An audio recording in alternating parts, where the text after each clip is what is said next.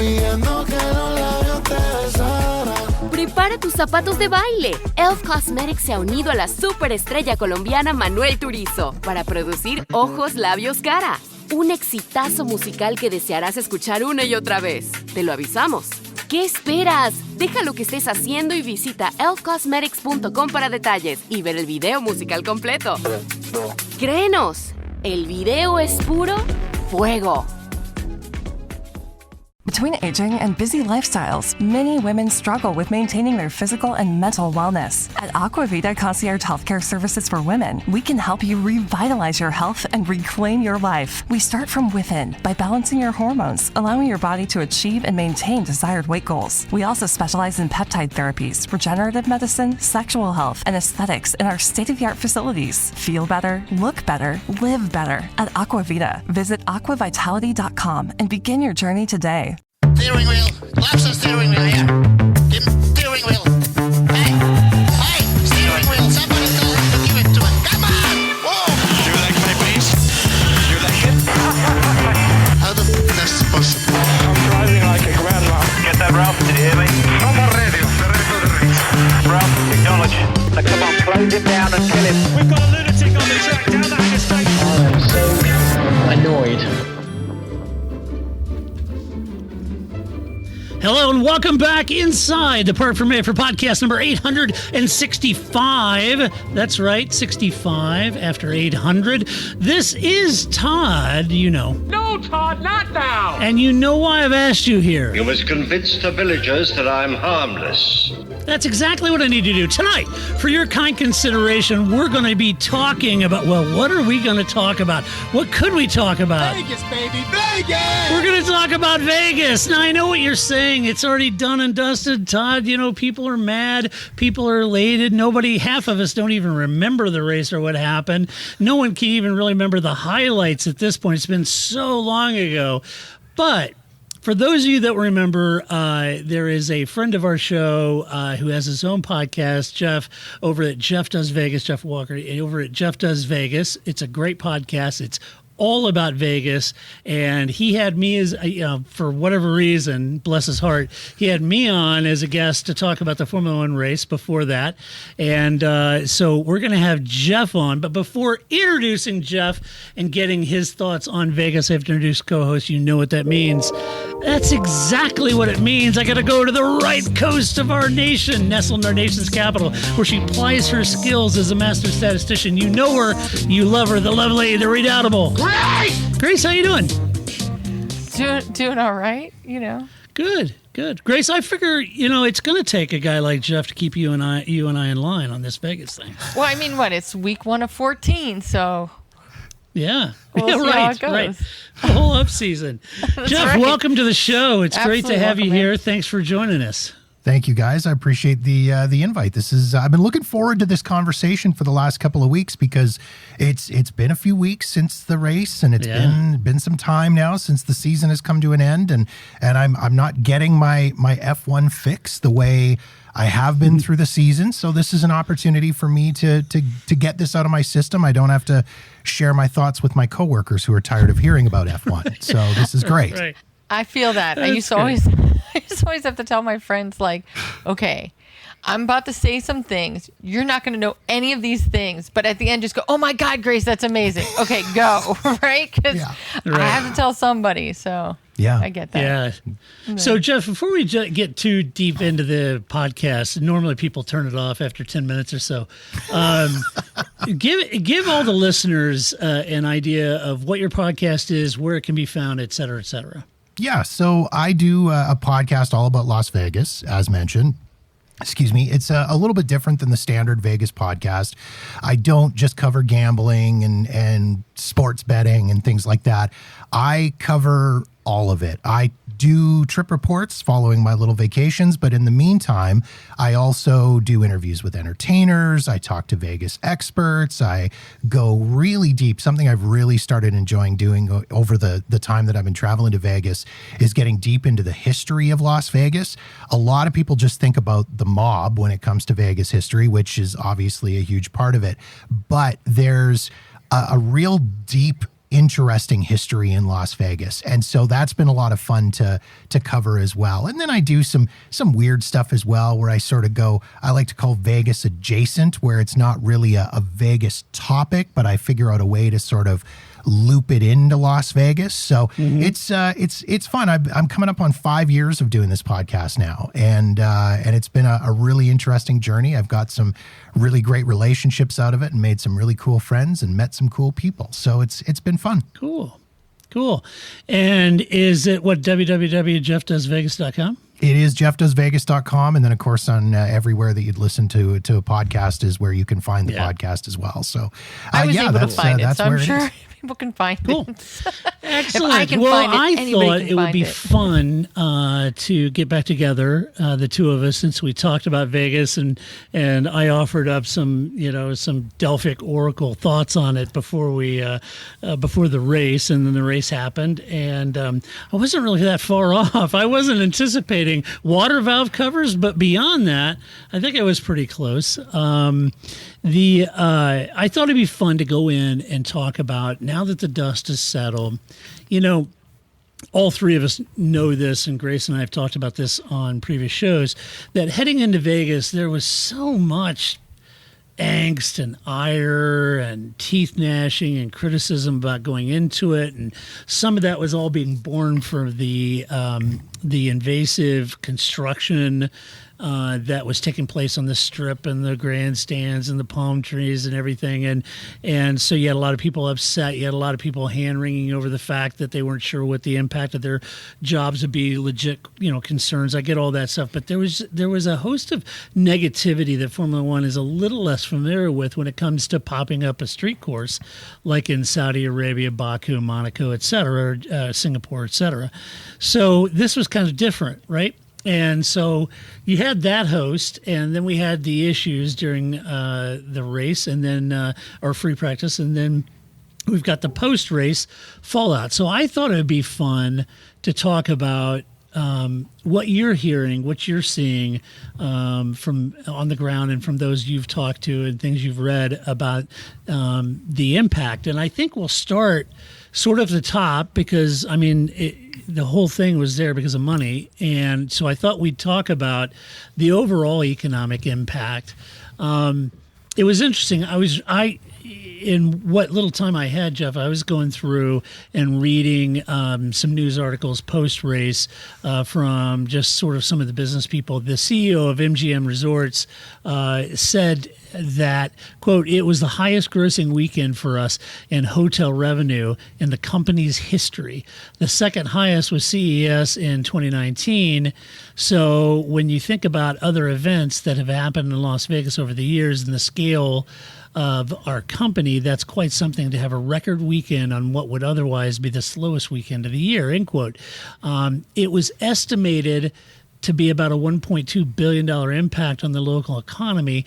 But, I got to thinking about these articles that I read, and I was thinking about what metric exactly is hotel performance and revenue the single indicator as to an event being good or not to the Las Vegas economy, just hotels, because I've seen many articles talking about the hotel's increased revenue. There's been some local small businesses that said they experienced the exact opposite. There was a Shell station owner at the corner of the Strip that said the temporary bridges and foot traffic reroutes during construction has lost him millions in customers due to that construction. The Absinthe Show reckons they've lost $500,000 in revenue, while other shows were just canceled due to lack of attendees because of the redirection of the traffic and foot traffic, etc. But is that a key indicator? And then the local Shell station owner at the corner of the Strip said he used to do 3,000 to 5,000 gallons per day, but that fell, and now he only occasionally hits 1,000 gallons in a day, and that only happens a couple times a month. And his in-store sales have fallen by 80%. So again, what's the appropriate indicator of a positive financial impact beyond MGM's hotels? Many suggest that Las Vegas had its best November in history, and perhaps, Jeff, I'm thinking out loud here, but perhaps the real indicator is the $100 million in tax revenue that the city gained as the real metric by which everything else is measured. But what's your opinion on that? You probably know the feeling. Sweaty, fast breathing, quick heart rate. That's a cortisol spike. It feels awful, and its imbalance is the cause of your anxiety. Rebalance Health's 3-part anxiety system helps address it at the root. Rebalance Health lozenges are natural and designed for optimal absorption, providing 24-hour relief. Live life fully without feeling like you're fighting for it. Get 50% off your first month with code CALM23 at rebalancehealth.com. Lean on us. We are here for you. You matter. You are not alone. Are you feeling overwhelmed? Not sure where to turn? The National Suicide and Crisis Lifeline is there for you. 24/7. Call or text 988 or chat at 988sc.org. Whether you're having an emergency or you know someone who needs support now, they can help you take the next step towards finding hope and healing. There is hope. 988sc.org. Well, I think it's an interesting. It's very interesting, actually, the economic impact discussion and that argument. A couple of months shortly before the race itself, I actually did an interview with a sports economist to talk about the economic impact of professional sports in various cities. And we talked about these numbers that get thrown out anytime there's a major event coming into a city, whether it's a Formula One race or Super Bowl or the Olympic Games or World Cup or anything like that. And they always throw out these giant numbers like $1.5 billion, or, they're talking Super Bowl, they're saying $500 million kind of thing. And he said a lot of times with some of those events, you can take the decimal point and move it a spot to the left. So when they're saying 500 million in economic impact, it's probably actually closer to 50 million, because a lot of that money may have been spent in the city anyways. But that being said, November is always traditionally a slow month in Las Vegas. That time sort of immediately before and surrounding American Thanksgiving, and I say American Thanksgiving because as a Canadian, we do our Thanksgiving in October.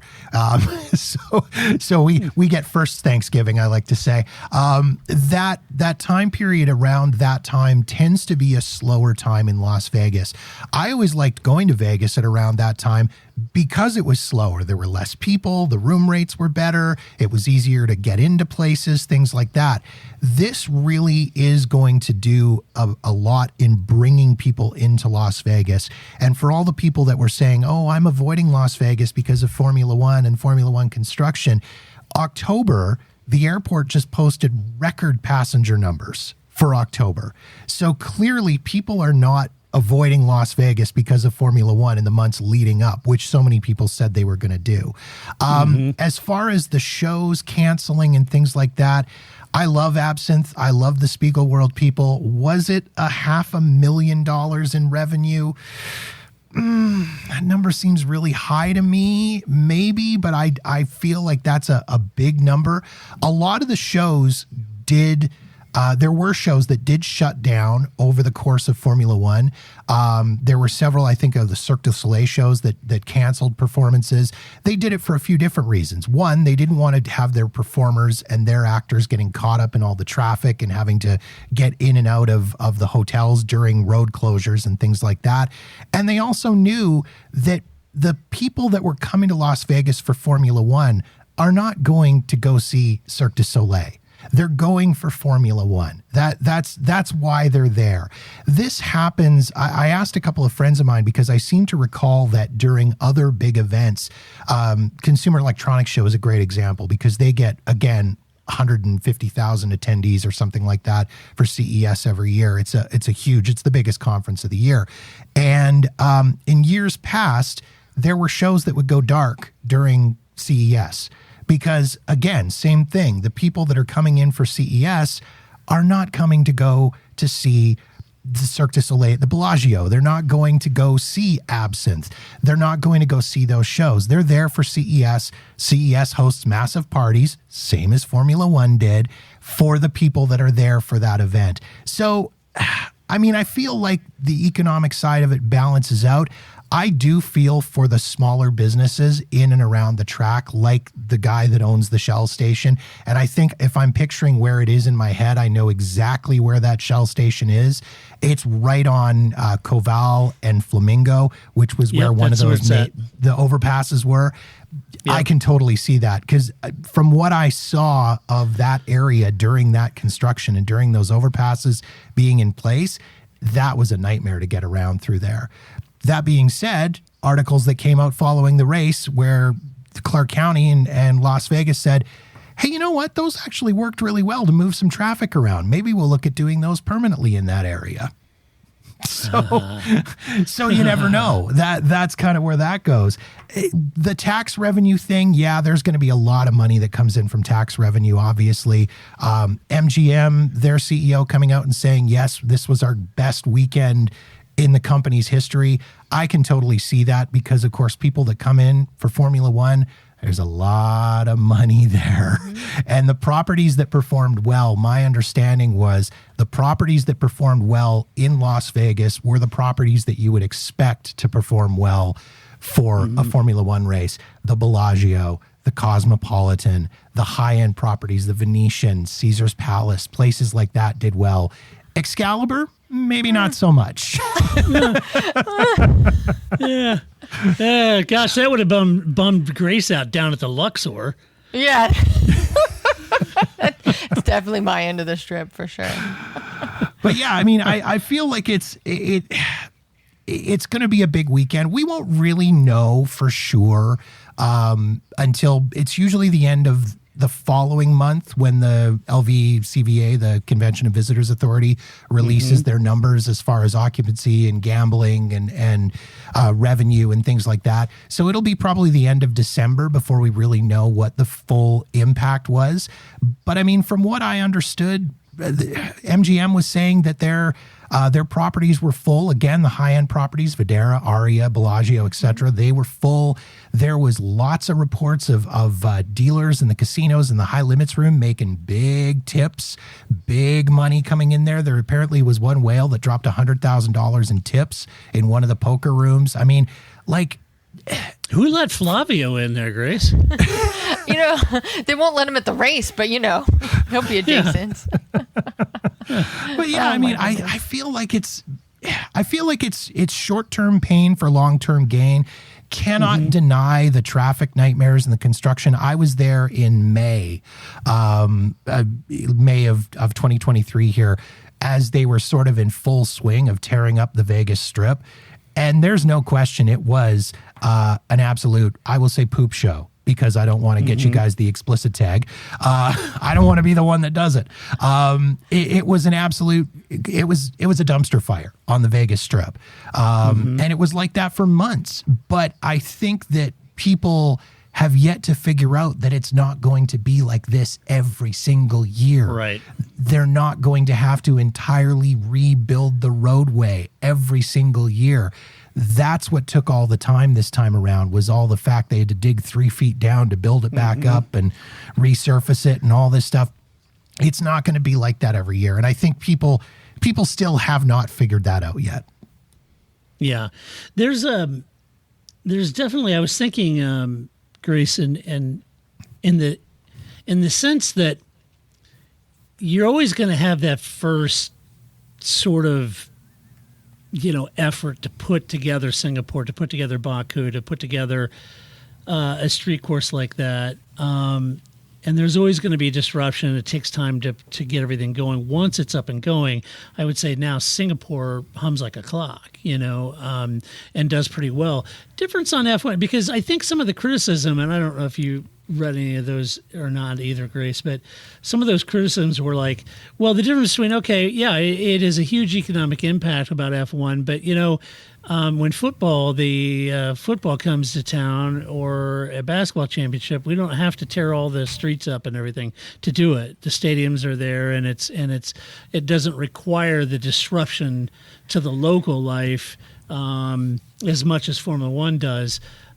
So we don't have to build a stadium every time it comes, you know. But yeah, I find it's a good argument, but to Jeff's point, once you've done it, you don't have to do it every year. I also think both are true. I mean, it's even like what you were saying, like the guy that owns the Shell station can be mad, and MGM can be like, "Woo, this was amazing." Both of those things are true, right? So, I was thinking of like, living in the DC area, roads get closed all the time for stuff.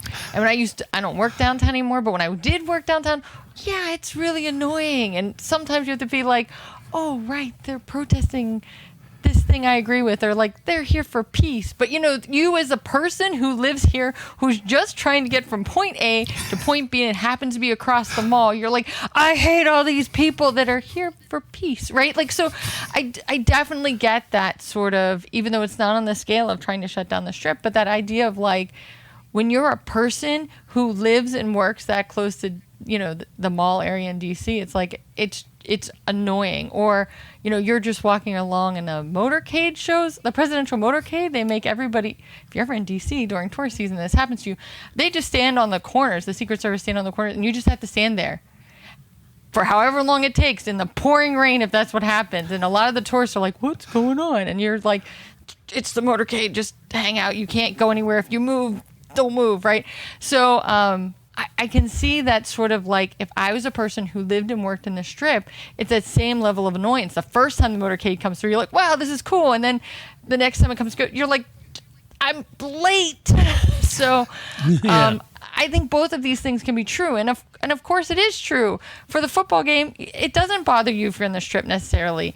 You don't have this whole building up of things. But I also do think it's true, even, going to the Indy race in Baltimore, the difference between year 1 and year 3 was like night and day, because you do figure things out, and people kind of get into the flow of it, and they're like, oh, we shouldn't have put that Armco there, we should have put it over here, okay, note for next year, right? So I think that's part of it too, is that all of these things are true, and you're gonna have to live with this Vegas for 10 years. So let's figure out where we can kind of try to find a happy medium between all these things, because all of them are true. You're going to be mad as a local, and you may be happy as a local.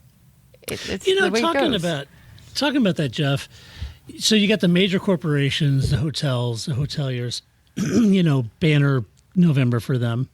You've got some local business very unhappy with the impact that they had on their business. I have to think, though, the service industry in a whole seems to me like they would have been pretty happy. You got a lot of catering to the F1 events, not just F1 teams, but F1 events and fans. You've got performers. What was the guy in the dragon suit? Was it Piff the Magic Dragon? Oh yeah, Piff I love Piff. Yeah, he cracks me up. I saw the video of him with Carlos. Was it Carlos? Yes. and Carlos Charles? And Charles. Yeah, and I was laughing my ass off at that one. Yeah. So you got these local performers, getting gigs for corporate events, hospitality events. Is there a sense of how the service industry viewed it? I have a friend who most of my friends down in Vegas, I'm very lucky. They're all of them are in the entertainment industry, for probably 99% of them. And one of them just in the last couple of years launched her own company she was a singer. She's performed on the Strip, and she just launched a company focused on corporate gigs and corporate events. And so she's got a band, and she does performances and all this stuff. And so she told me about a month ago that she booked a weekend's worth of private events for Formula One. And she was saying, when I said, oh, what kind of events are they? She says, I can't tell you. That's the kind of events they were. And they were super whammy VIP events, $15,000 per person type events. What she made in a weekend basically would be what she would normally make in 3 or 4 months. Wow. So there are those people. For all the complaining that a lot of the locals were doing, the people that were working that do those corporate gigs and those corporate events, and I can't even imagine the service industry. Now, that being said, the service industry people that would have done well, I think, would have been the high roller dealers, those guys that are in the win high limit table rooms, getting the $100,000 tips, the high end restaurants, places like that. I don't know what the Formula One crowd is like for tipping, so I don't know, but I would imagine that they probably throw a lot of cash around at those events. And I would imagine that a lot of the people working at those events in those restaurants and bars and in the hotels probably did really, really well. The biggest complaint that I heard from any of them that I read was the amount of time that it would take them to actually get to work because of road closures and construction. Now, that being said, another friend of mine who performs at the Bellagio at the Mayfair Supper Club was telling me that all of the construction over the course of the last however many months that she was going to work for that to that venue added maybe a half an hour to her commute. That was it. Like, it wasn't as bad as was being made out by all these people that were saying, it's taking me 3 extra hours to get to work. It's not. You're probably exaggerating. It's just how it is. You know, people like to exaggerate, right? So that's probably what's happening. Jeff, you're sucking all the fun out of this experience for people. It's the fish, right? Like, it's no different than that, right? The fish I caught was this, it was this, it was this. Every time I just added 10 minutes to my commute, every time somebody asked me. Took me 7 years to get to work yesterday. That's uphill, how long it took me to work. Both ways, right? Yeah. Exactly. No shoes in the snow, right? So, well, what do you think, Jeff? There was so much. I remember one in particular. I'm not going to name him. Content creator, younger person. They just started watching Formula One, Drive Survive. They've got this, now F1 channel. They're all the rage, and everybody loves them, and that's great. And I'm happy they're successful, but they were very negative about the whole thing. And I'm thinking, have you been to a Formula One race? If you haven't seen other street courses ramp up, first year jitters, first year errors, they've reprofiled Singapore several times, right? So if you haven't seen that, why are we being so negative? Why were all these content creators just so negative about this going into the race, and we haven't even seen it yet? Was it just born on a lot of the local press complaining? I think it's a case of people they complain for clout. There's no other way to put it. That's the only way I can put it. It's clicks. And it's all about the clicks. And I mean, there are, I'm not going to name any of the content creators that I unfollowed in the weeks, the days leading up to the event, because I couldn't deal with it anymore. I just could not deal with these clowns that were complaining about everything. And one of my favorites, there was a dude that put out a video. It was titled F1's Impact on Vegas. And he was out front of the Venetian where they had, they drained the lagoon, canal out front of the Venetian to build a big, grandstand for their VIPs. And I called him out on it. And I said, this is not F1's impact on Vegas. This is the Venetian's impact on the Venetian. This is the Venetian looking at it and going, if we drain this canal that nobody rides in November because it's too freaking cold to be outside riding in a boat on the Vegas Strip, we can put up a 30-foot high or 20-foot high grandstand platform, sell passes for $5,000 a person, fill it, and make money. Right. And he said, oh, well, it is F1's impact because blah, blah, blah. And I just went, you know what? Bullshit. Because you're just, the way you are posting it and the way you are framing it and the way you're tagging it, you're doing it strictly for the clout and the clicks. I would rather have no clout and no clicks and put out something relatively balanced than just be feeding out this constant stream of crap which is what a lot of these guys were. They would get onto something, and that was what they launched on. And the next thing you know, there's 25 videos about the plastic film on the windows, and the fencing, and their security, and the da-da-da-da. And you're just like, shut up. Like, you know, a month from now, when the numbers come out and they said there's 300,000 people here and it brought $1 billion into the city, y'all are going to be sitting there going, this is the greatest event in the history of ever. And that's what's going to happen. I'm sorry, Grace, you really look like you wanted to say something. It's a story of my life. I just sit here and raise my hand, right? Maybe. She does it for the clout. Yeah, that's it. It's the only reason. I've been doing this show for, 76 years just for the clout. Just for the clout. Right? What'd you say? 865 shows later. No, I was going to say, I think there's a difference between Stefano Domenicali knocked on your door and said, yo, this lagoon's got to go, and you saying, hey, I'm opportunistic, right? Like, I get this, right? We'll do this thing and we'll build this in. So, yeah, F1 is the reason, but there's a difference between, right? Like, you have to make this change and, I'm going to make this change, right? So I agree with that. But I also agree that that's not a very good story.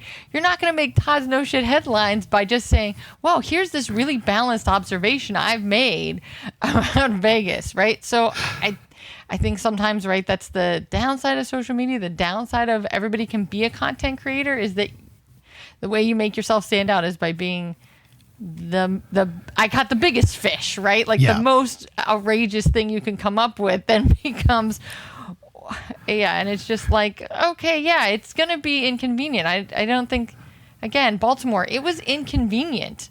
There's no way around it, but I think that it was also... I also think, while I'm talking, I've never been to an F1 race that there isn't some amount of like waiting in your car to get to the track, or queuing in a line to get to your grandstand seat, like some part of that. And that's true at football games, that's true at basketball. There's always some amount of like waiting to do things, and the inconvenience. It's never just like, I was helicoptered right into pit lane and there's my seat and here it is, right? There's always some level of like, and I've never even been to like Spa or some of the tracks like Monza that are like, or Silverstone, right? That are traditionally tracks that people are like, oh, the traffic. But, even Montreal, where you use Metro to get there, you're still queuing. You're still waiting some amount of time to get from your part of the track onto Metro. So, I don't know. Some part of this is just life. That's just part of it. Stop kvetching. This is what we do. I mean, I've been to NHL games, to hockey games, Calgary Flames games here in where I am, and it's taken me 45 minutes to get out of the parking lot. Sure. And that's 42 times a year if people have season tickets and they go to every game. Yeah. And to be fair, they do complain about it every time. Look at all this stupid traffic. But still, and you mentioned Montreal. I have a friend of mine that went to her first F1 race a couple of summers ago, and she went to Montreal. And afterwards, she said the same thing. She's like, the only complaint I had was getting in and getting out. And getting in even not so bad because people are getting in at different times and sort of showing up. But when it's all done and everybody's leaving at once, it's like it's one way off the island and everybody's going at once. And now you've got 100,000 people all trying to go at once. So that does make it a little bit difficult. Our secret is you go the other, there's one, I'd have to look at the map. I don't have it memorized, but there's one stop in the other direction. Go that way, come back around. Then you're not queuing with all those crazy people that are waiting there. And you're like, I have a seat, which is funny because we do that in DC all the time. Sometimes one stop in the wrong direction is faster than going the way you're going. So just go the one stop the other way. Yeah. But there's only one way off. You just hang out. Grab a beer. We're going to be here for 20 minutes. Just wait. Right. It'll be fine. What are we? The race is over. Alonso won. Let's just have a beer and wait it out.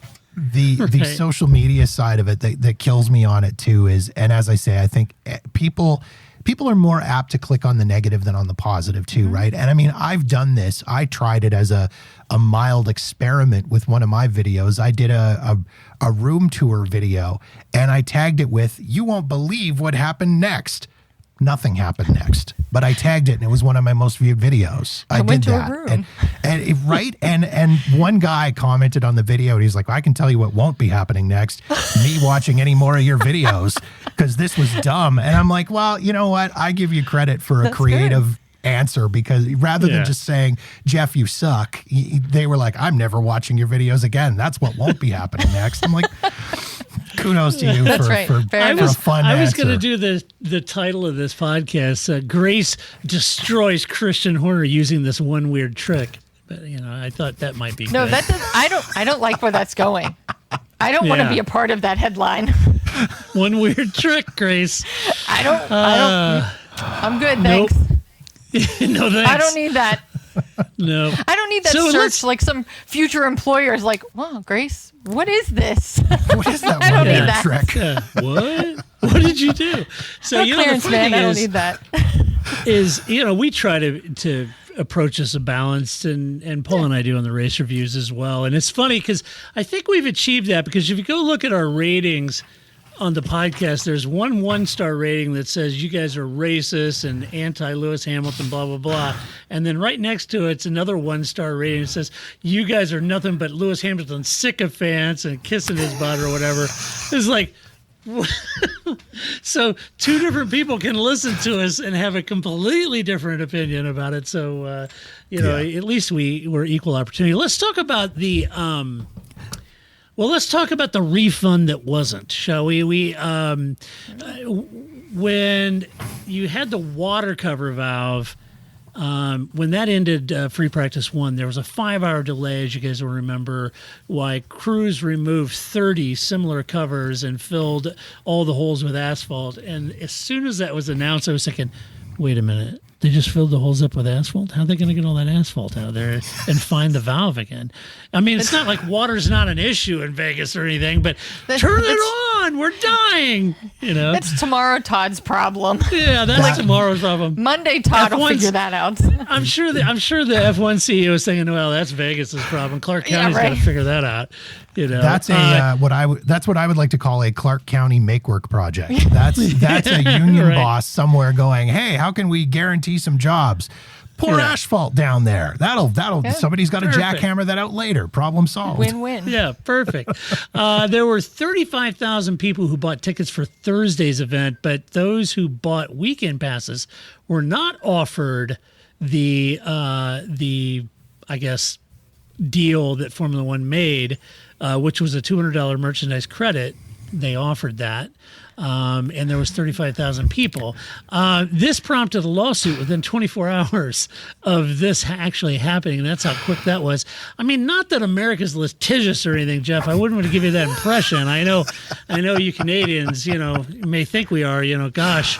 But that's, as Grace said before or in the preamble, they got the whole American experience, right, Grace? Welcome. Yeah, you got all. That was peak America right there. It was. And I say that with all the love in the world for you guys as a Canadian, but that was peak America right there. It was. Is what that was. It totally was. I tried to do a quick search today to see if there's any updates in the lawsuit. I didn't see anything yet. But the one thing I want to talk about is the room rates, which I thought were interesting. You and I talked about it briefly. We talked about it I was a guest twice on your show, and we talked about it, I think, both times on the room rates. Rumor has it the prices dropped as the event got closer. A lot of people read that they were overstating the interest in the race. Or there were last-minute opportunists trying to fill every room and broom closet they could with a paying customer. What was your read on that? Okay, round 2. Name something that's not boring. A laundry? Ooh, a book club. Computer solitaire, huh? Ah, sorry, we were looking for Chumba Casino. That's right. ChumbaCasino.com has over 100 casino-style games. Join today and play for free for your chance to redeem some serious prizes. ChumbaCasino.com. No purchase necessary. Void where prohibited by law. 18+ terms and conditions apply. See website for details. Hey guys, it is Ryan. I'm not sure if you know this about me, but I'm a bit of a fun fanatic when I can. I like to work, but I like fun too. It's a thing. And now the truth is out there. I can tell you about my favorite place to have fun. Chumba Casino. They have hundreds of social casino style games to choose from with new games released each week. You can play for free anytime, anywhere, And each day brings a new chance to collect daily bonuses. So join me in the fun. Sign up now at ChumbaCasino.com. No purchase necessary. VGW Group. Void where prohibited by law. See terms and conditions. 18+. So that is pretty much standard operating procedure for events in Las Vegas. I've experienced it myself. I've seen it myself. I've taken advantage of it myself, where they jack the room rates up way in advance. They take advantage of the people that are the early bookers, the people that want to make sure they're getting what they want, and they're going to get a room and they're going to be there. And as the event gets closer, and it doesn't matter if it's Formula One or a music festival or a big conference or a fight weekend or a football game, it doesn't matter. As it gets closer to the event, the room rates creep down. And that's just what happens. And everybody, and bring it around to these influencers again, the social media mavens that were out there posting the BS, they were framing it like this was the biggest disaster in the world. There's not going to be anybody there. Occupancy is low. Look at how low they're dropping the hotel room rates. And they did drop the rates quite significantly. But I mean, this is a case of the hotels have some rooms left. They'd rather fill them with something for cheap than keep the prices high and have them stay empty. So why not drop the rates, I should say, cut the rates significantly, charge a couple $100 for a room that 6 months ago was $1,000 a night, and just fill it up. For poops and giggles, I started tracking the Super Bowl weekend room rates because that's coming up here in February. Right. So I've started tracking. A couple of weeks ago, actually, I went through and I'm a big spreadsheet guy. So I broke out my Microsoft Excel and I made little columns and the whole deal. And I started tracking, just going on, not logging into my loyalty accounts or anything. So these are just public rates that you would see if you just went to the Caesars site or the MGM site or whatever, and just the lowest available priced room at each property. They have dropped in the last 2 weeks 15%. So wow. Huh. I don't see any influencers out there calling Super Bowl a disaster yet. The average overall room rate has dropped. There are some properties that are still high. There are some properties that have dropped less than others. There are some that have gone up over the last couple of weeks.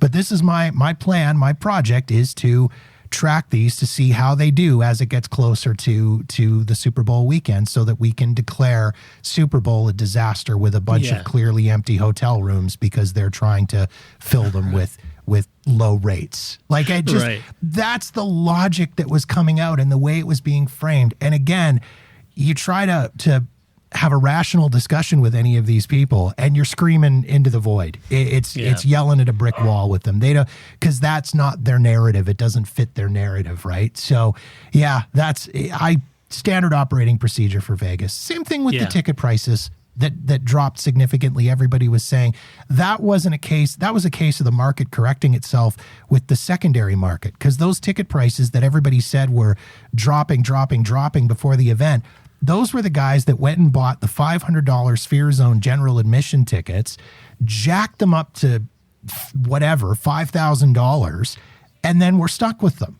And they were then fire sailing them for face value. So it looked like it was a big drop in ticket prices. It wasn't. And at that point, Formula One doesn't care because they've already got their money. It's the secondary sales guys that are getting screwed. Right. I also enjoyed the jokes about how much $200 in F1 merch actually buys you, right? Actually, I was thinking that too. I'm like, oh, a coffee mug. Oh, you get a key fob. Congratulations. Like, to me, it was just like, okay, first of all, if I was expecting money and you gave me merch credit, I'd be mad.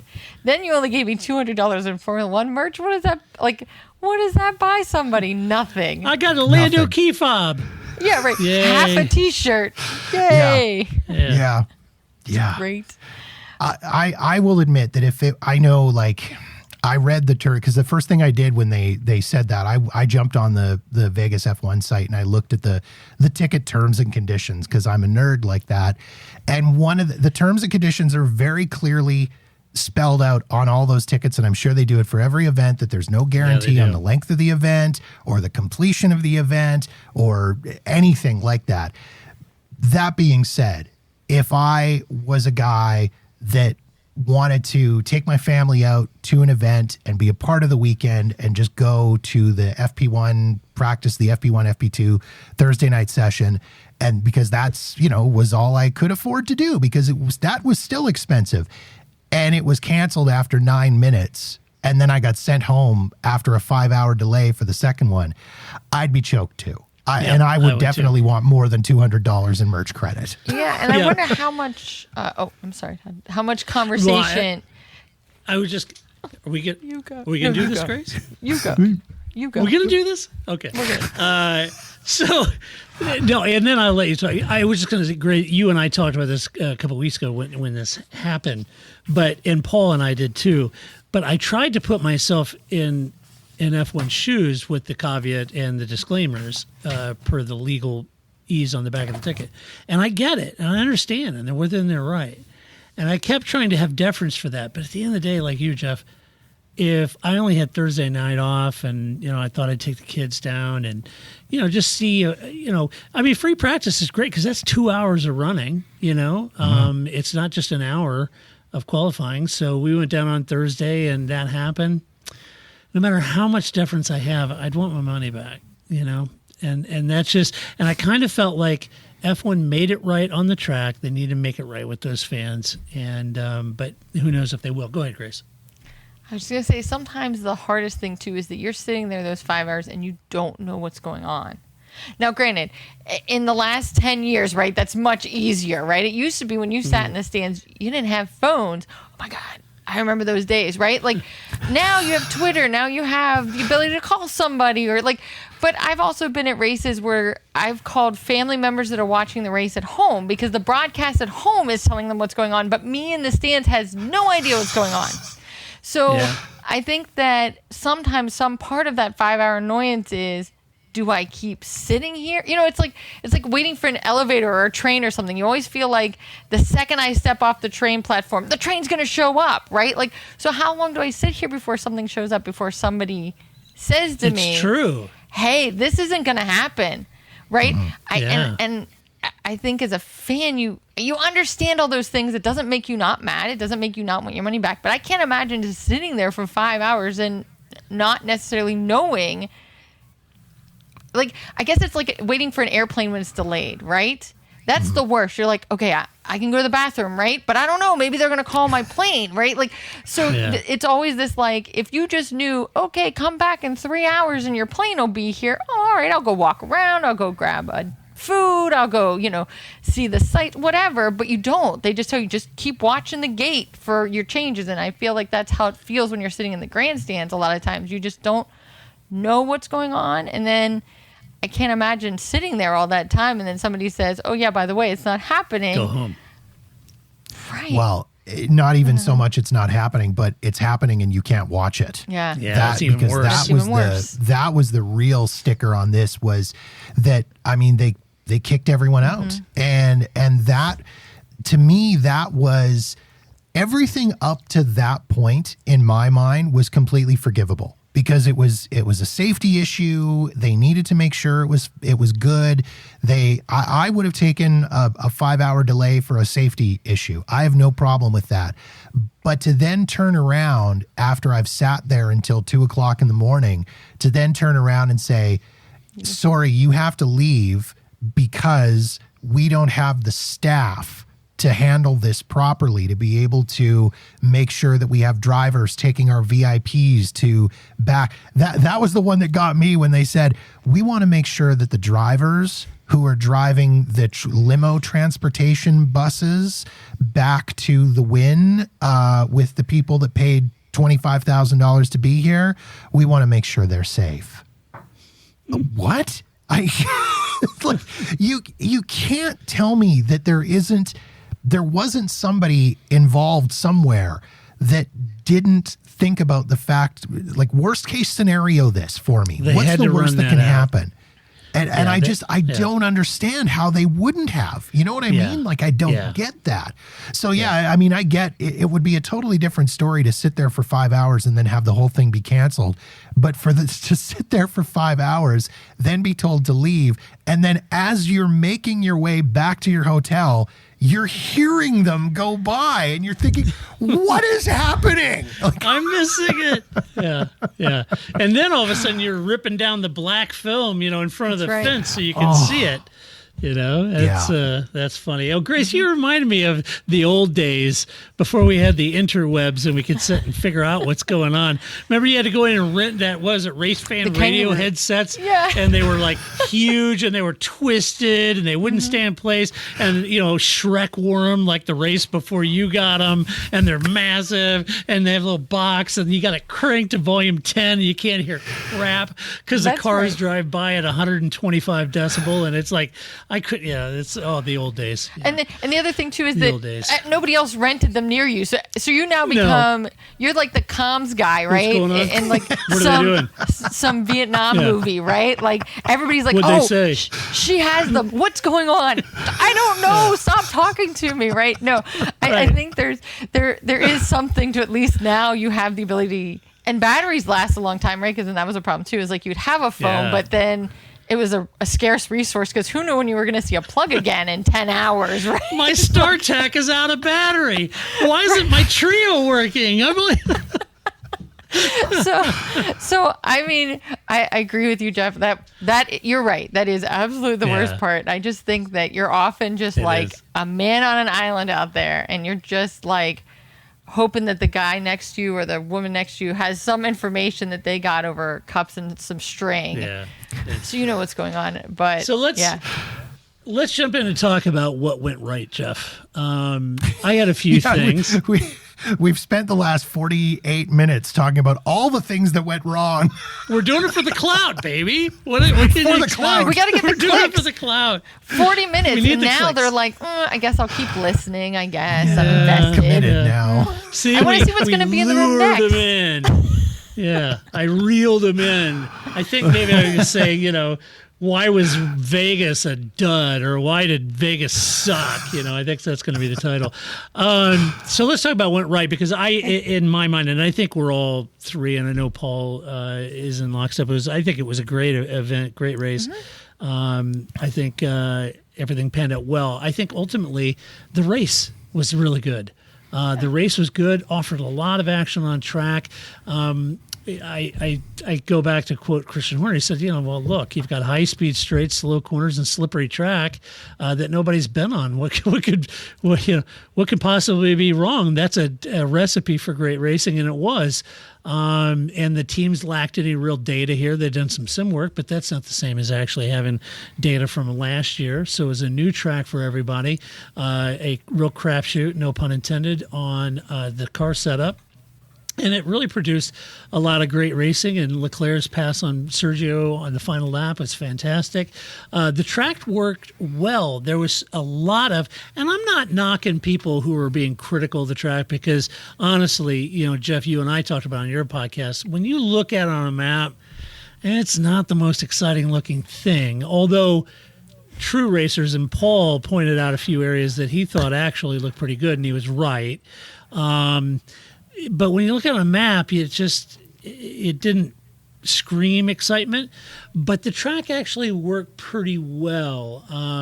And because of the above mentioned reasons, and the local properties know now what's involved in hosting an F1 race. So presumably next year will be a lot better, a lot more efficient. And it wouldn't surprise me if they don't reprofile the track a little bit. Who knows?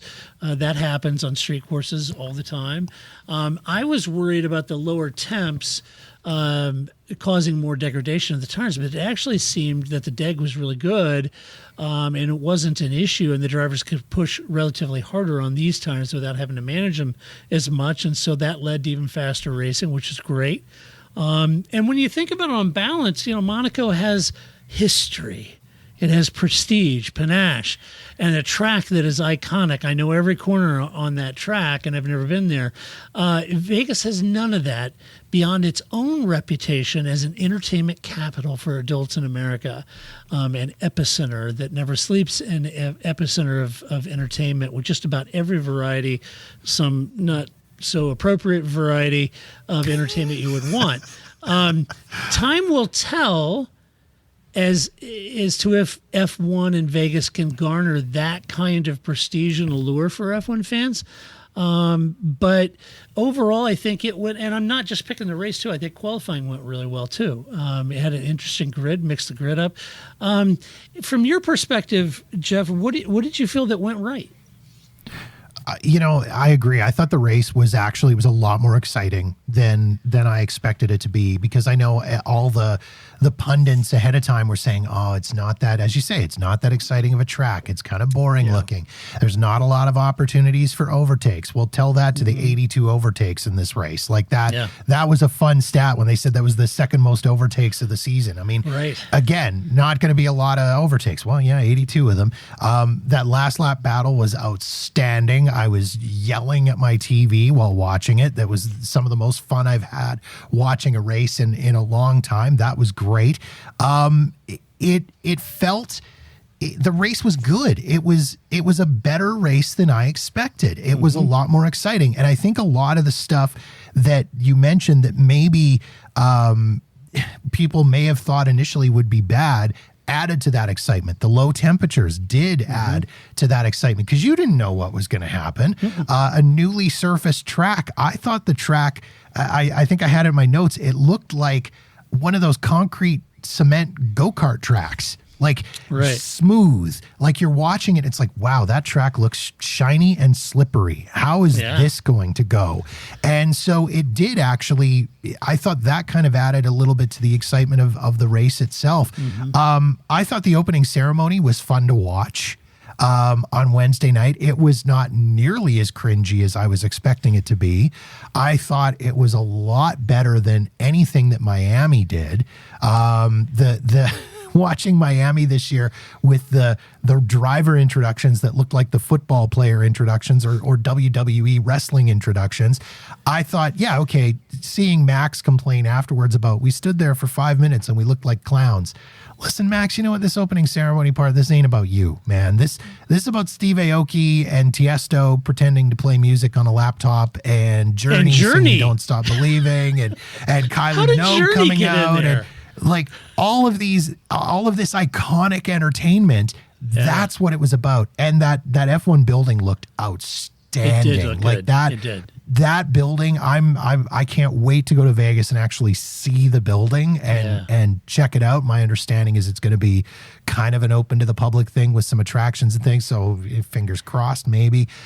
But either way, I thought that went really well. And the weather went well. I mean, it wasn't as cold as they were expecting, and also no rain, because that was the other thing that was popping up, was everybody was worried it was going to rain.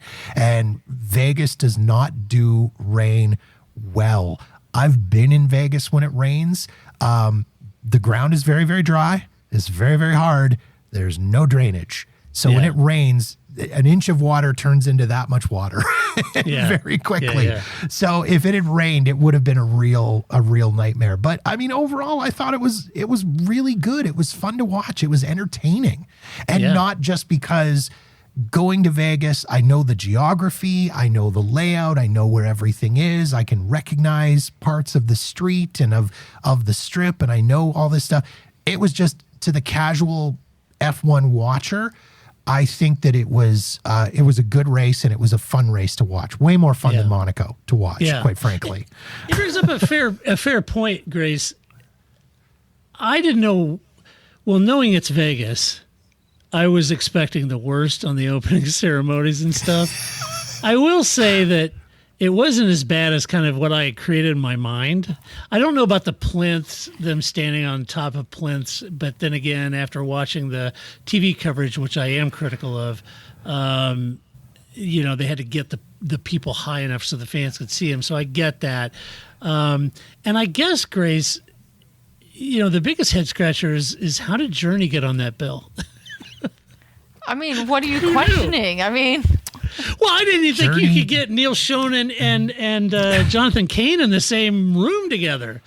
You know, they had lawsuits against each other. For enough of this, anybody will do anything. Yeah, Journey has been traditionally, they've been doing residencies at the Venetian sort of once a year. They'll go in and do some time at the Venetian. So, I mean, that was... They were there anyway. Exactly. They were kind of I think they were one of, not a last minute addition, but they were sort of a closer to the event announcement. They had announced all these other names that were coming out, and then it was like Neil Schon and Journey, and it was like, okay. Well, I will tell you, Jeff. They're going to sing Don't Stop Believin', I'm going to sing along. That's how it's going to go. I will tell you that Donny Osmond hit it out of the park. I thought he did amazing on the national anthem. He really did. I thought I sound Donny Osmond. Okay. But he sang that. I thought, holy cow, dude. That was fantastic.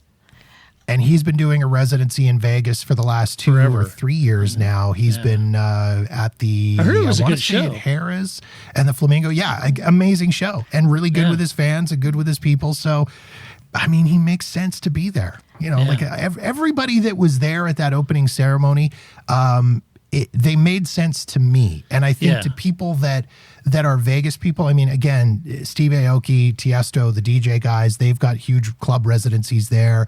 All the other artists that are there are doing residencies of some sort in Las Vegas. So, I mean, it made sense. And it could have been a lot cringier. And I think you and I, Todd, are in the same mindset of, I'm picturing feathered showgirls and Elvis impersonators. And the only Elvis presents were Max and Sergio's race suits. That's from right. what I could see. They were the only ones. That was kind of it. Right. Of course, you did have fellow Canadian Jacques Villeneuve get married there. Yes. Yeah, I saw that afterwards at the Lights Out and Away We Wed wedding chapel or whatever they called it. Something. You didn't see that coming, did you, Grace? No, that was not on my Vegas bingo card for sure, right? Like, I didn't see that happening. But, I mean, I think to your point, I think they let Vegas do that as opposed to somebody's caricature of what Vegas looks like to them. Yeah. Right? Which is the Elvis and the feathers and the, like, that is what, if somebody said to me, draw Monaco, I'm sure that's what I would, some image isn't probably what Monaco's really like at all, right? So I'm glad that they kind of let Vegas, because you're right. Like I've stayed at the Flamingo, and the Osmonds are like, you'd think they were the second coming or something at the Flamingo, but I mean, they know what they're doing, and I think that comes from all of the residencies and the showmanship of it. Like, you're not in Vegas if you don't know how to have a show. And I think the other thing that, I mean, this is certainly, lots of people say that, like, Vegas is what you want it to be. I'm not really a gambler. I'm not really going into all the, like, adult entertainment stuff, right? I like to go to shows and I like to eat. It's a lovely place for that, right? And so we've gone in the off season when nobody's there, because guess what? The food and the shows are still happening, and I don't have to do any of that other stuff. And then I'm not on the streets at 2 a.m. with the, like, drunk costume characters or whatever. So I think if you want to experience the, like, drunken debauchery or whatever, that's there, but you don't have to experience that either. And so Vegas is what you want of it. And I did like, you're right. There is some of it that is familiar that I at least, because I remember the show that Todd and I did before. Like, I'm like, I need a map with the casinos on the strip so I can understand how this works, right? So that does help. But I think as someone who is always critical of road courses, and I really hate them because I think they're usually only done because that's the easiest way to get fans there, to get butts in seats, not necessarily great racing. Like, Spa is great racing, but it's hard to get butts in the seat there. So why wouldn't you have a street course where it's easy to get butts in the seat, and that's what you want? But I would be fine with Vegas. I could give without Miami. I still think that there's something they should be learning, and hopefully maybe from watching what Vegas has done, they can learn that. But I was impressed. I'm also a little like, all of a sudden, I think being an F1 fan through the Bernie years where we were constantly berated as Americans. Like, well, Americans just aren't into the sport. And they just, like, Bernie was always, like, ready to throw us under the bus. And now all of a sudden there's 3 races in America. It's like, this was faster than this was like, we went from, you guys are crap and we hate Americans, to like, and now you have 3 races. Isn't this great? And it was like real quick. And especially because like Austin was fine. Let's just have Austin. Why do we have all these other things? So I'm glad that Vegas was at least a positive experience. And I think the things, even the 40 minutes we just spent talking, are all fixable things, right? These are all things that will get better with time, you know, right? Monaco's been on the calendar for forever. I'm sure their first race was a little rough too. So, you know, I think that they'll get there, and I think the race was really good, especially for a street course, which I never like. Well, let's talk about that, shall we? Let's talk about potential improvements for 2024.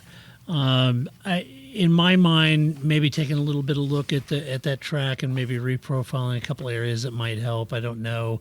But Jeff, I want to get your impressions of the improvements that you kind of thought maybe, because I did read the director, whoever the Grand Prix for Liberty, she said that you know, I mean, there's a whole lot of, at that level, at the executive level in F1 and the executive levels of all the properties and everything, there's a lot of backslapping going on there, and they all feel like it was a raging success, and to them, I'm sure it was.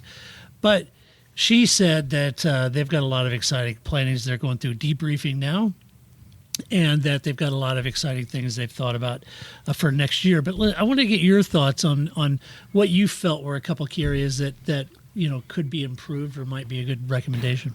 Hey guys, it is Ryan. I'm not sure if you know this about me, but I'm a bit of a fun fanatic when I can. I like to work, but I like fun too. It's a thing. And now the truth is out there. I can tell you about my favorite place to have fun. Chumba Casino. They have hundreds of social casino style games to choose from with new games released each week. You can play for free anytime, anywhere. And each day brings a new chance to collect daily bonuses. So join me in the fun. Sign up now at ChumbaCasino.com. No purchase necessary. VGW. Void where prohibited by law. See terms and conditions. 18 plus. It is Ryan here, and I have a question for you. What do you do when you win? Like, are you a fist pumper, a woohooer, a hand clapper, a high fiver? I kind of like the high five, but if you want to hone in on those winning moves, check out Chumba Casino. At ChumbaCasino.com, choose from hundreds of social casino style games for your chance to redeem serious cash prizes. There are new game releases weekly, plus free daily bonuses. So don't wait. Start having the most fun ever at ChumbaCasino.com. No purchase necessary. VGW. Void where prohibited by law. See terms and conditions. 18 plus. Yeah, I mean, I had a lot of... I'm not gunning for a job with Formula One or Liberty Media. I mean, if they're listening or watching and they're hiring, I'm available. There were a few things. I mean, I would love to see, I think they need more general admission areas. That was a big thing based on the number of people that you saw who were trying to catch a view of the track from various spots. One of my favorite TikTok videos I saw was of a guy who just rode one of the escalators, because they've got all those escalators on the pedestrian bridges. He'd ride it down, and then he'd get on and he'd ride it back up, and he'd ride it down and he'd ride it back up. And that was all he did for almost the entire race. And he had a great view. Yeah. Between that and the people that were tearing the screens down and pulling the film off of the pedestrian bridges, all of that side, I think they need more general admission areas. And the other thing that I would say is make all those general admission areas accessible with a general admission pass. This was one of the most bizarre things, and I think, Todd, you and I talked about this very early, was how anybody that purchased a pass, they were limited to their area. So if you bought a Bellagio Grandstand pass, that was the only area that you could go into. Or if you bought the Sphere GA pass. And I get it, because when it's a street track like that, the entire strip is a general admission area, really. Yeah. But I think that they could drop the prices if they lowered the prices of those general admission areas. Yeah, still sell those crazy $25,000 packages or whatever with the booze and the food and the blah, blah, blah. But if you sold $350 weekend general admission passes where you could go to keep it still in specific areas, but make it specific areas.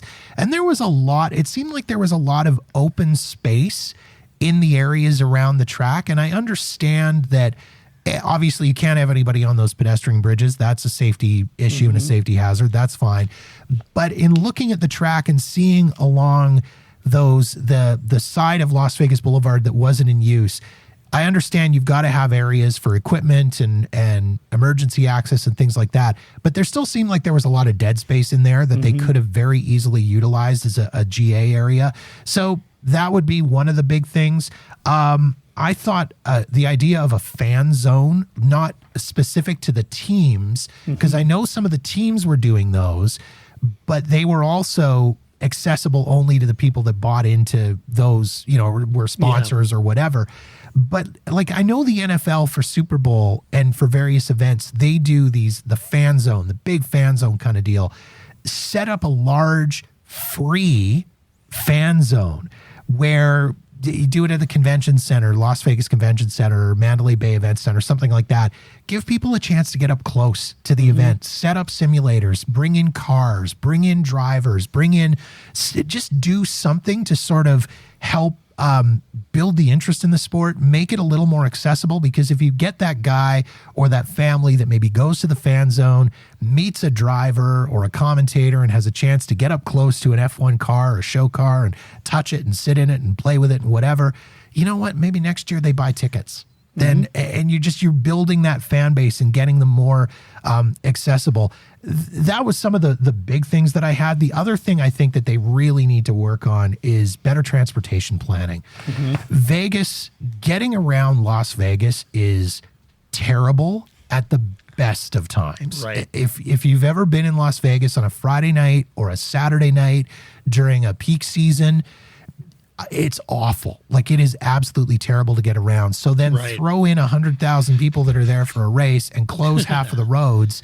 That monorail that they were encouraging everybody to use, the staffers to use, and people, that thing is not designed as a mass transit. It's obsolete and should not even be operating as it is. So never mind trying to tell everybody, hey, that's your way to get around Las Vegas during Grand Prix. No. So they got to sort out some transportation issues. I mean, the other thing that I guess the other big thing was the start times. I agree. I don't think doing a night race worked out the way they expected it to, particularly with the timing. I think obviously that affected the audience in the U.S. That didn't make any sense to me. I get that they're catering it for the European audiences, but even the European audiences were complaining they had to wake up so early. Can't please everyone, apparently. But I think what I noticed was the look on TV, and maybe you guys have noticed it as well. It didn't seem as bright or as brilliant as even Singapore or any of the other night races. And I don't know if it was a case of driver glare or TV lighting or what, but it looked like they had the hotels turned off. Like all the signs seemed dim and the fencing was so high, and putting those screens up on the fencing to block views. It looked like they were racing through a prison yard. And I just thought, like, if you're not going to have the lights of Las Vegas, why do it at night? Yeah, it's exactly do it at dusk. Start it a few hours earlier and let it like those I think Saudi Arabia starts kind of dusk and gets darker as the race goes, and it looks really dramatic and cool. Do that. Like, it just, I don't know. So Liberty Media F1, if you're listening, I got ideas. That's what I advocated. Abu Dhabi, same thing. You start as the sun's setting, you go into night, and you see the lights come on, and you go into night, and Paul and I talked about this a little bit. Grace, was do you remember, Grace, when Abu Dhabi first came out, and all of the cameras were set far back, and they would all have to zoom in. All the shots were zoom shots, and they would all pan in. They would all pan and zoom every single time they'd switch to another camera. It was panning and then zooming in, and you'd get vertigo just watching this broadcast. And I was like, would you stop panning and zooming, please? Move the cameras close to the track. Stop it. But the problem I had with Vegas was exactly what Jeff said. Everything was dark. There were no key landmarks that I could visually get a cue on. I had no idea when they passed to Paris. No idea when they went by Bellagio or Caesars. You know, Caesars is well known. No idea when they went by Caesars. And everything was dark. The fences were high. The light stanchions were on the TV cameras. The light stanchions were just high enough to put the actual lights in the center of the track. So as the cars were going on the track, I couldn't see the cars. I could only see it from the helicopter, which was above the light stanchions, looking down on the track. But from the perspective of the TV cameras, you couldn't see them. So my only big kind of criticism of the whole event, everything else I think went great, and I really enjoyed the weekend. But my criticism is really start times and the TV camera placement. You know, that when they, after the race, Grace, they all got in the car and they drove over by the Bellagio. It was so dark over there, and the camera looked like it was still zoomed in from the main podium across town. It was so distant, you know, and it was really dark, and it was it was a mess. So hopefully they figured the TV camera things out. But did you notice that, Grace? I just wanted to say that, first of all, I don't want to go a whole podcast without mentioning MotoGP, but you mentioned how they made Max and Charles and Checo all ride in the car together, which they do in MotoGP all the time, and I love it. And I'm glad, again, Stefano Domenicali, you cool. For sure listen to this podcast, because I have been begging for that for the longest time, because Max Verstappen just wants to talk after every race, and you can see that the other drivers are like, and I was like, my husband Flip pointed out, like, he's like, oh yeah, you know, he's like Espargaro in, you know, Alicia Espargaro, who's also very chatty in MotoGP, and I'm like, oh, now it makes sense, because they all kind of tune out Alicia too. They're just like, shut up, man, we just ran this race. Can I have 5 minutes of peace and quiet before I have to go be in front of the public again? And Alicia never stopped. So it was like, once I loved it that there's Max in the middle on the bump seat that, like, I used to have to ride in as the youngest of three, right? Way too close to the camera, which is where they always like make Pecco sit, right? So it was just great. I'm glad that Formula One is finally latched on to one of the great after race features that I enjoy of MotoGP, is let's put these three guys who may or may not like each other or want to talk about anything together. And especially if there's some guy that never stops talking and the other two are like, Leclerc's just like, this guy's my friend, but I know this is enough. And Checo's just like, I don't want this. I don't want this. Nobody wants this. So, right on that. But I think so. I get that it was kind of like a cow shoot, right? When they would do it from the cars shot, right? Like it felt this way, and like, you know, you'd have I know people on the podcast, right? But you know, you'd have this, or people that aren't watching it, right? Just listening to it, but you'd have this, you know, the high fence, it felt like a cow shoot. Then you have some lights twinkling up here, and you're like, oh, wait, what is that, right? And then you'd see the spear, and that would be, you know, you'd be back around again. So didn't it remind you a really good point of the Jersey Barrier race at Valencia, just done at night? You remember the Jersey Barrier race in Valencia? Of course, where I think the highlight all fences of that and Jersey Barrier is if the bridge would have actually opened, right? Like, I think that's the only way Valencia would have been ever any good, was, you know, with a little Dukes of Hazzard over that bridge occasionally when it opens, right? Similar to when I've had friends look at the race map for Suzuka and they go, whoa, does the track go in, like, is it a figure eight into itself? I'm like, no, it's a bridge. They're always so disappointed because they're like, this is the one track that looks like, oh, I'd watch that. They're gonna have to cross. No, they don't cross. Sorry. It's a flat picture. But yeah, so I think that's a good point that I hope they've there's other, I mean, like Singapore, I think would be the best place for them to look towards, because I think it probably is different when it's a street course at night versus, you know, a purpose-built course, right? I mean, I've been to Abu Dhabi. You have a lot more space, you know, so you don't have to have those kind of high fences because you aren't like right up on it like you are in a street course. So you don't have to have the high fences. Even Baku has more visual cue points than this did. And I guess that was my struggle, Jeff, is that you really wanted to show Vegas as the backdrop. And once you got into the race, the cameras were far away from the track. They were zoomed in. They were panning and zooming. The lighting, although on the track, the on-track lighting was bright and nice, but everything else was so dark, and you couldn't get any visual cues or lines of sight to any of the hallmark icons of Vegas, and it kind of negated the whole thing. My only point of reference for it, much like the race teams, I've never driven. Well, actually, I guess I had driven on the streets of Vegas more than some of those drivers actually have. Yeah. But I being giant nerd, F123 on my PlayStation. The Vegas track is on there. I did a lot of driving. I even did a little live stream the night when they delayed FP2. I jumped on. I went, well, Vegas is a disaster. You know what? I'll do some free practice driving for Vegas. You can watch me do it. Why not? I'm much worse at it than these guys are, but I promise I won't hit any manholes. The frame of reference in playing that game, as I was driving on the game, I'm like, even though they didn't name any of the hotels, they clearly didn't get full licensing rights, but all the architecture is there, just not the names. As you're driving by, you could see there's the Sands Convention Center. There's the Wynn. Oh, we're making the turn. That's the CVS at Treasure Island. Okay, that's the Venetian on this side. On this side, here's the, you're going past the Mirage now. Oh, now you're at the, and I could pick out all the things as I was doing it in the game.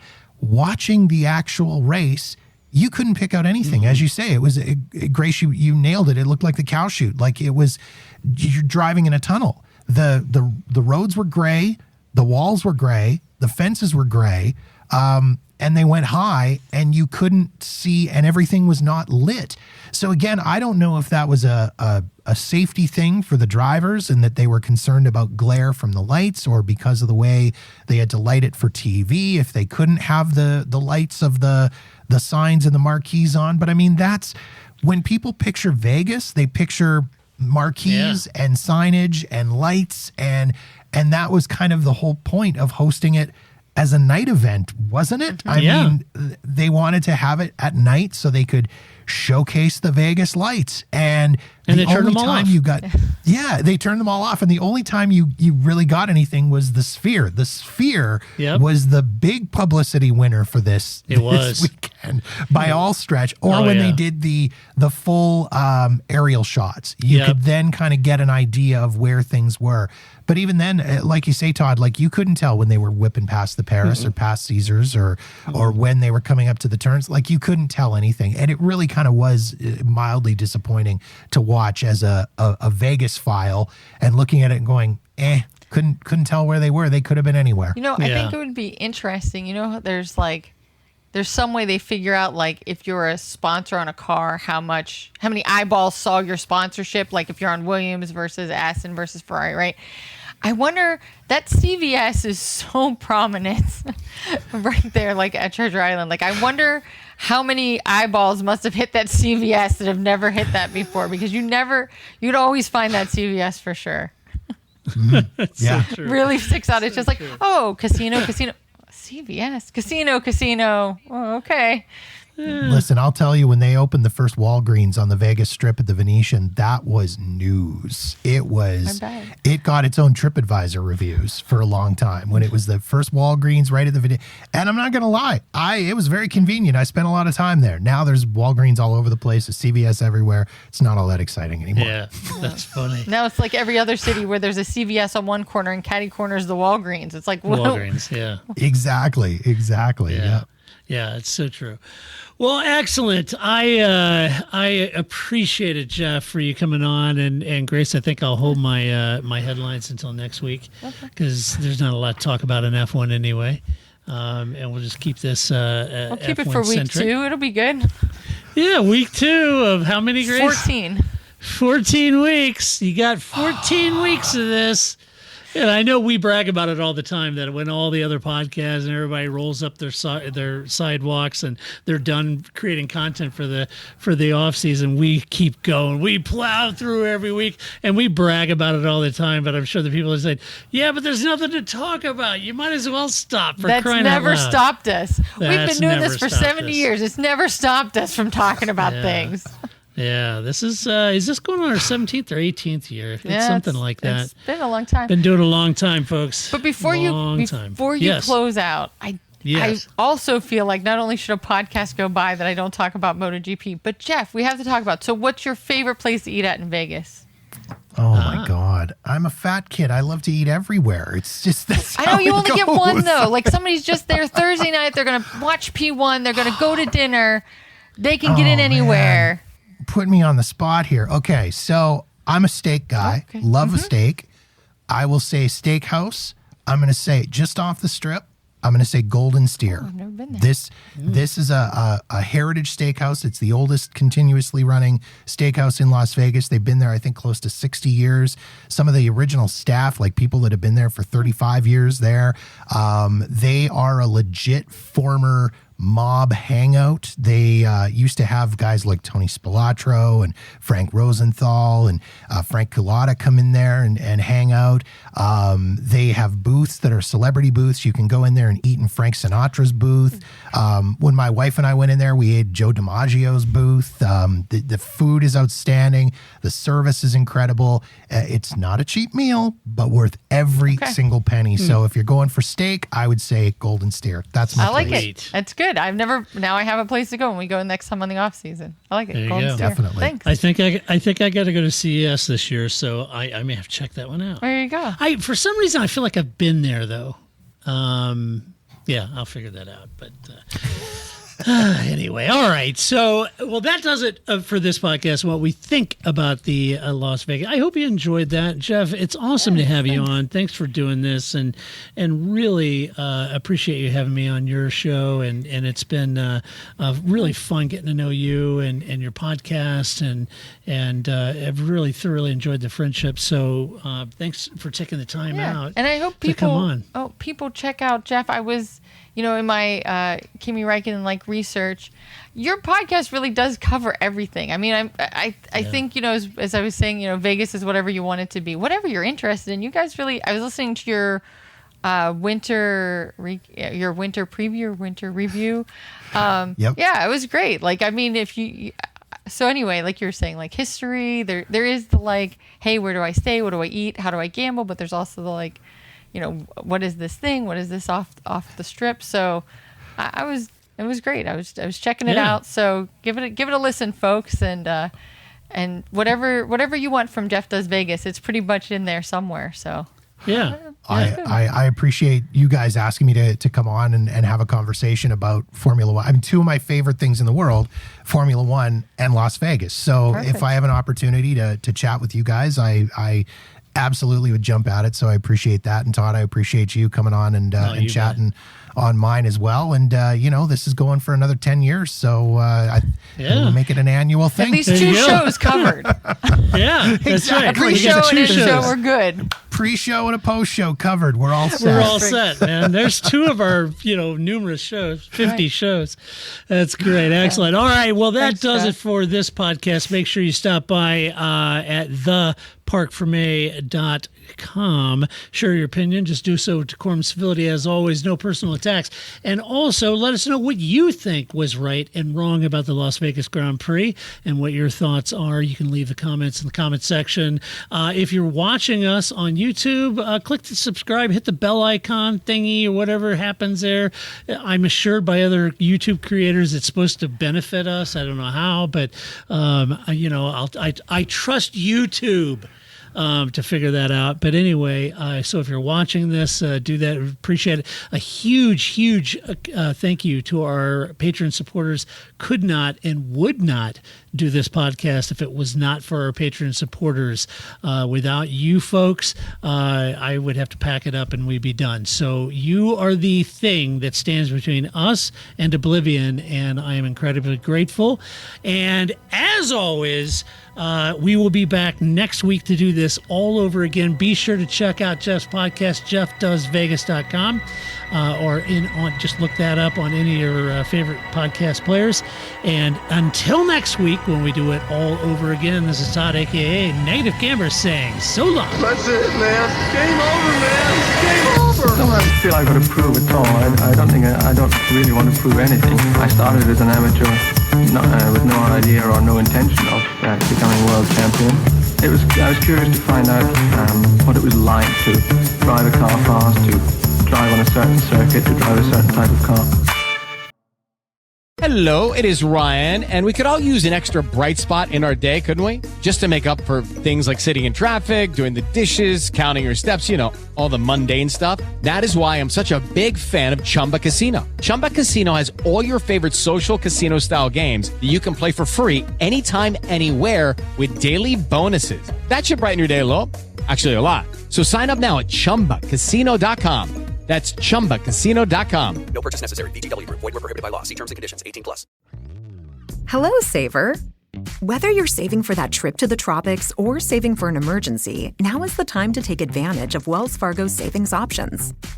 Wells Fargo offers savings accounts that can help you save towards your goals. So, what are you saving for? Visit a Wells Fargo branch or wellsfargo.com/save to open a savings account today. Wells Fargo Bank, N.A., member FDIC.